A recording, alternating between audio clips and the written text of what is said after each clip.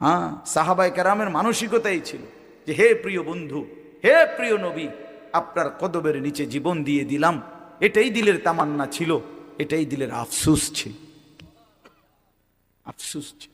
তো আল্লাহ নবী সাল্লাল্লাহু আলাইহি সাল্লাম সাহাবীদের সামনে বসা, তো জিবরাইল আসলেন, কোরআন নাজিল করলেন। নবীজি সাল্লাল্লাহু আলাইহি সাল্লাম, জিবরাইল যখন চলে গেলেন, তো আল্লাহ নবী সাল্লাল্লাহু আলাইহি ওয়াসাল্লাম এবার এই উপস্থিত সাহাবীদের কাছে এই সময়ে জিবরাইল এই সূরাটাই নাজিল করছেন। ৭৬ নম্বর সূরা, ২৯ নম্বর পারা, সূরায়ে দাহর। কি নাম? এই সূরাটা মাত্র ৩০টা আয়াত, ছোট সূরা। এই সূরা নাজিল করলেন, আল্লাহ নবী শুনাইলেন সাহাবীদেরকে।